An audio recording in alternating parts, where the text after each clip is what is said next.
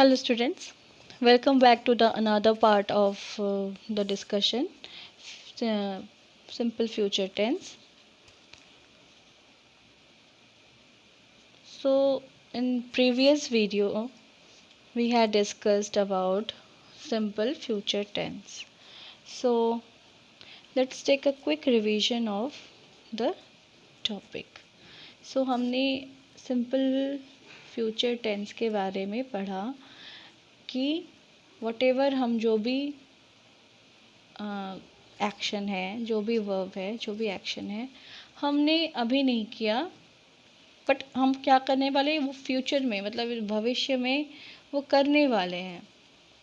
कुछ भी जो भी हम सोच रहे हैं कि मैं ये करूँगा या करूँगी या करूँगे, है ना, करेंगे, है ना, तो ये सारी चीज़ें क्या हो जाती हैं, ये सारी चीज़ें future tense, simple future tense में आ जाते हैं।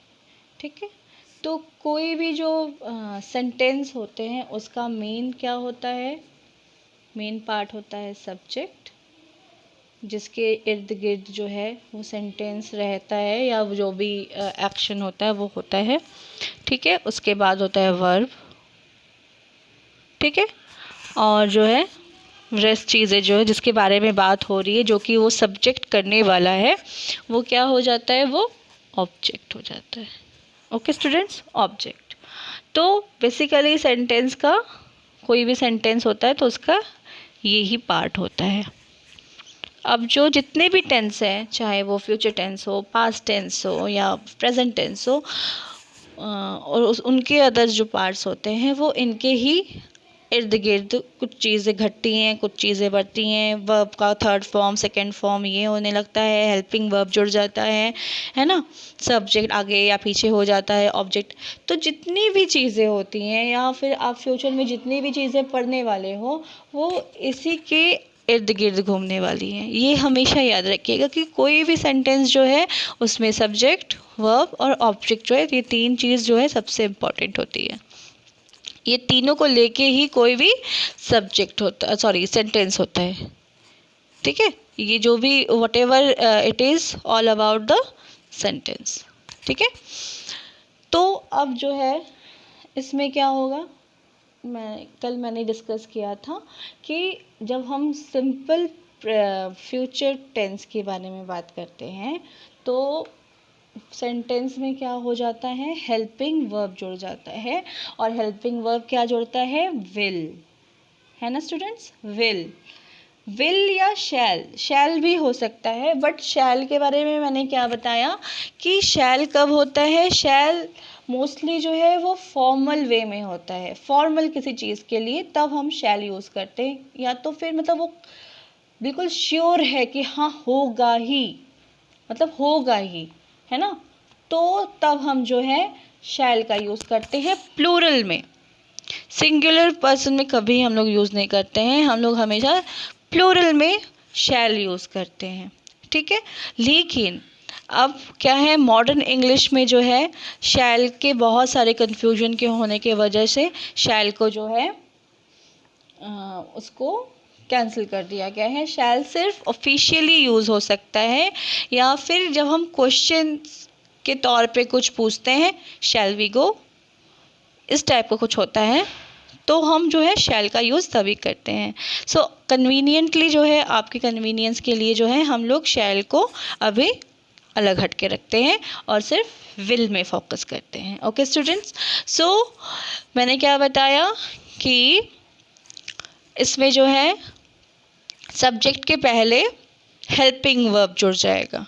ठीक है, तो सब्जेक्ट के बाद helping verb, then verb, verb का फर्स्ट फॉर्म। वर्ब का फर्स्ट फॉर्म क्या होता है, वर्ब का फर्स्ट फॉर्म जो वर्ब, जो भी एक्शन इसमें मेंशन किया रहता है वो एज इट इज़ वही रहता है, प्लस ऑब्जेक्ट। तो ये जो है ये फॉर्मूला है पॉजिटिव सेंटेंस का। ठीक है, ये पॉजिटिव सेंटेंस का फॉर्मूला है। नेगेटिव में क्या होता है, नेगेटिव में सब्जेक्ट, हेल्पिंग वर्क के साथ जो है नॉट लग जाता है, तो शैल नॉट या विल नॉट। तो मैंने पहले ही बताया कि शैल को हम लोग हटा के अभी रख देते हैं, शैल पे फोकस नहीं करते हैं, सिर्फ विल पे फोकस करते हैं। तो विल नॉट या वोंट, ठीक है। मैंने बताया था वांट नहीं, वोंट। बहुत से बच्चे जो है प्रोनाउंस अभी भी बहुत अच्छा नहीं है। लास्ट प्रोजेक्ट में भी जो पोइट्री वो लोग रिसाइट कर रहे थे, बिल्कुल भी अप टू दिमाग नहीं था। तो स्टूडेंट्स जो है मैं ये अप्रोच करूँगी कि आप लोग थोड़ा अपने प्रोनाउंसिएशन पे ध्यान देंगे। वांट नहीं होगा, वांट से यहाँ पे चीज़ें अलग ही मोड पे चली जाएंगी। So that just be careful about जब आप वोंट यूज़ करते हैं विल नॉट, ठीक है। तब आप जो है विल नॉट के समय वोंट बोलेंगे, वोंट, ठीक है। साथ में वर्ब का फर्स्ट फॉर्म एंड ऑब्जेक्ट, ठीक है। और इंट्रोगेटिव सेंटेंस में क्या होगा, इंट्रोगेटिव सेंटेंस में हेल्पिंग वर्ब पहले आ जाएगा, देन सब्जेक्ट, फिर वर्ब, फिर ऑब्जेक्ट, ठीक है। और जो है ये कौन सा हो गया, इंटरोगेटिव सेंटेंस। ओके, होप आपको इतना समझ में आ गया। अब हम लोग जो है कुछ एक्सरसाइज करेंगे जिससे कि चीज़ें आपको थोड़ी सी समझ में भी आए और जो है आपको इसका मतलब भी समझ में आ जाएगा, ठीक है। थोड़ा एक्सरसाइज भी हो जाएगा आप लोगों का। अब देखिए इसमें क्या लिखा है, ये आपके जो टेक्स्ट बुक है ना उसमें ही है, ये पेज नंबर 112, ठीक है। देखिए दिख रहा है ना यहाँ पे 112। तो ये है, अगर मैं ये अप्रोच करूँगी आप लोगों के, आप लोग कर लीजिएगा। मैं वैसे कल PDF में इसको डाल दूँगी। तो लेट गेट स्टार्ट। देखिए ये क्या बोल रहे हैं, girls play with their dolls, है ना। गर्ल्स क्या है, अपनी गुड़िया के साथ खेल रही हैं, है ना। Girls play with their doll, खेल रही नहीं है, खेलती हैं, सॉरी। तो girls play with their dolls, ठीक है। तो ये क्या है, सिंपल प्रेजेंट टेंस है। तो अब मुझे क्या, हम लोग को क्या करना है, इसको सिंपल प्रेजेंट टेंस से इसको कन्वर्ट करके सिंपल फ्यूचर टेंस में लाना है, या फ्यूचर टेंस में भी आप कह सकते हैं सिंपली। तो हम लोग क्या करेंगे, गर्ल्स क्या है सब्जेक्ट, प्ले क्या है वर्ब, विद देयर डॉल्स क्या है ऑब्जेक्ट, सिंपल। तो अब हम लोग क्या करेंगे इसमें, इसको फ्यूचर सिंपल फ्यूचर टेंस बनाने के लिए girls will play with their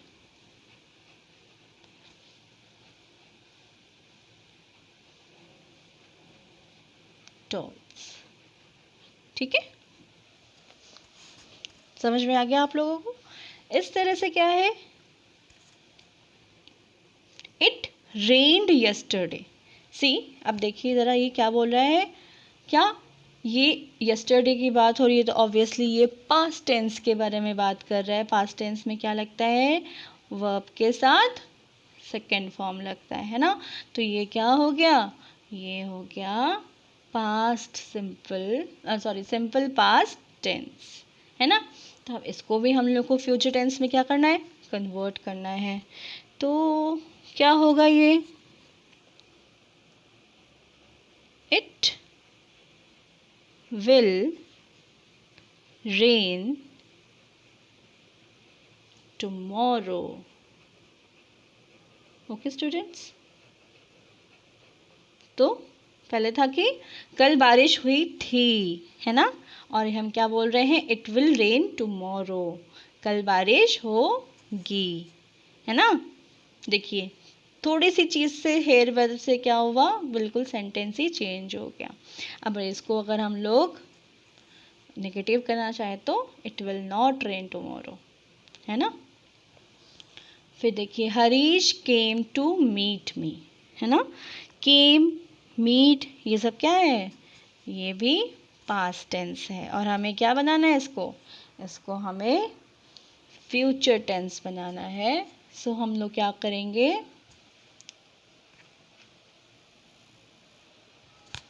simply हम लोग करेंगे हरीश विल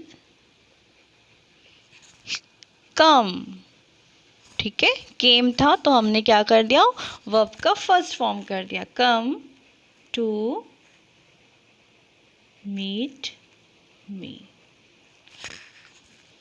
विल बी भी कर सकते हैं इसको, will be come to meet me. ठीक है, Raju was late for school. Raju क्या था, स्कूल के लिए लेट था। तो सिंपली हम लोग यहाँ पे करेंगे Raju will let for school. Will be होगा यहाँ पे भी।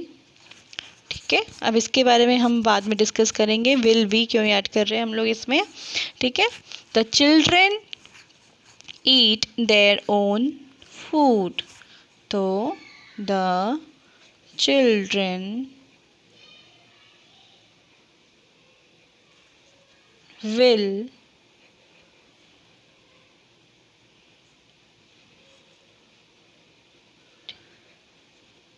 their own food. Okay, next क्या है, Ramu hits the ball with a stick. तो सिंपल है, बस इसमें हम लोग को क्या करना है, Ramu will hit the ball with a stick. Okay students, last देखिए, everybody takes part in game. ठीक है, तो यहाँ पे भी टेक्स पार्ट इन गेम है, तो ये प्रेजेंट सिंपल प्रेजेंट टेंस है, तो इसको क्या करेंगे, एवरीबडी